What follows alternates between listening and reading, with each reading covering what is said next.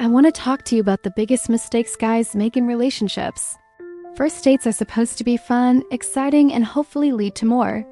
But too often I see guys mess up this golden opportunity. They let awkward silences linger. They play it too cool, or they just don't know how to make the date flow. The result, missed connections and wasted potential. So let me change that for you. Let's explore 3 areas where you're messing up right now and how to fix it. By the end of this video, you'll have simple steps you can apply on any date, making it a success no matter what she looks like. These tips aren't just some cheesy tricks or empty advice. They come from years of experience, research, and transforming thousands of men into dating and relationship experts. So watch, learn, and prepare for a dating revolution. 1. Start the date with warmth, confidence, and a dash of spark. You might think this is all about looks and status. And yes, those matter. But what matters more is how you carry yourself the moment you meet. There's something incredibly exciting, maybe a little nerve-wracking about a first date. It's your chance to connect, to see if there's chemistry, to build something that could turn into a great relationship, or just have a beautiful night. But a lot of guys go into first dates without any clear idea of what to do. They just hope things click, and the truth is that's a recipe for missed opportunities. Awkward silences and saying goodbye to someone you might never hear from again. So if you've ever felt like your dates were flat, awkward, or just didn't go anywhere, this is for you. These are 3 powerful, simple changes you can make right now that will transform every first date into a real connection. 1. Start the date with warmth, confidence, and just a bit of spark. This is where most guys go wrong. The moment the date begins, those first few seconds set the tone for everything that comes after. If you're stiff, awkward, or act like a stranger, that's the impression you're giving off. But if you meet her with a genuine smile, warm eye contact, and just a bit of flirtation, everything changes instantly. Here's what that looks like in real life. You see her walking towards you. Instead of standing there unsure, you smile confidently. Meet her eyes, open your arms slightly, and go in for a warm hug. "Hey, it's so good to see you," you say, meaning it. You notice something about her, maybe her hair, her earrings, her outfit. You add something like, "Wow, you look really beautiful tonight. I love that dress on you." Simple, kind, confident, warm. It's not about being slick. It's about being present and real. Even something like a kiss on the cheek, if it feels natural in your culture or situation, can create an instant emotional closeness. These tiny actions show that you're someone who's open, expressive, and unafraid to connect. It makes her feel more comfortable, and it makes it so much easier to build chemistry later in the date. If you skip this part, it's like skipping the spark that lights the fire. You'll be chasing connection all night and wondering why the vibe feels off. 2. Choose a setting that brings you closer, literally and emotionally. Now let's talk about something most guys don't consider: the setting. The second mistake people make is they pick the wrong kind of date. Dinner at a restaurant sounds romantic, but then you find yourself sitting across from her at a big table.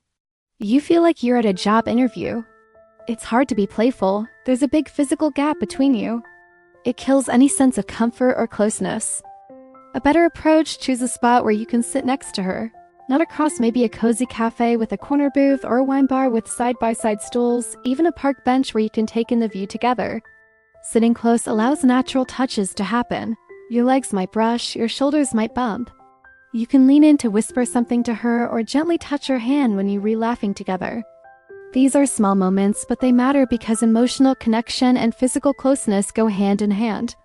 If you're doing something more active like going to an art gallery, a walk by the water, or cooking together at home, that's even better.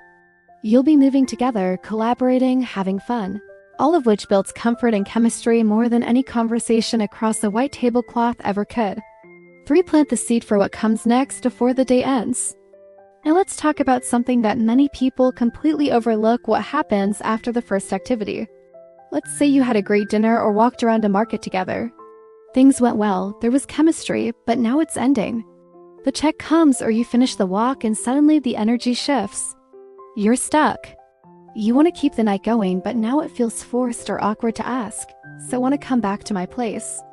Here's the truth. If you don't plan ahead, the moment will slip away and the connection might end with a quick hug, goodbye. The solution is simple but powerful. During the date, before things wrap up, see the next part of the night. Let it come up naturally. Maybe you're sipping wine and you ask, "Hey, do you like red wine or white?" Or you casually say, "I've got this amazing dessert back at my place. I want you to try." It's honestly dangerous. Suddenly, it's not a pickup line. It's just the next chapter in a fun evening you're already enjoying.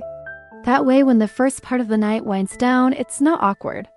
It's natural to say, "Want to keep the night going? I've got that dessert waiting." Suddenly, it's not a pickup line. It's just the next chapter in a fun evening you're already enjoying. Let me tell you about a mistake I made early on. There was a girl I'd been talking to. We agreed to meet at my place. I was nervous but excited. I opened the door, said hey, and just sort of waved her in. No hug, no compliment, no smile, nothing warm. We sat across the dinner table long distance. Like it was Thanksgiving at your weird uncle's house. I cooked, we talked, but the vibe was just flat. No closeness, no flirtation, nothing. When we sat on the couch later, I didn't know how to make a move. I hadn't done anything earlier to build a connection, so now it felt like a giant leap to get close. Eventually, she looked at her phone and said, "I should probably get going," and that was it. I walked to the door, gave her a hug, goodbye. The first and only physical contact of the night. She left. I never heard from her again. That was a tough lesson, but it taught me something I'll never forget. You have to create connection from the very start. You have to make her feel safe, wanted, and excited to be there with you. You deserve better dates. You can create them. You don't need cheesy lines. You don't need to be a different person. You just need to be real, warm, and ready. When you show intent early, when you create closeness through smart seating or fun activities, and when you plan for what comes after instead of hoping something happens, everything changes. You'll have better dates. You'll attract better partners, and you'll start seeing results not because you gained someone, but because you lead the night with confidence, care, and clarity.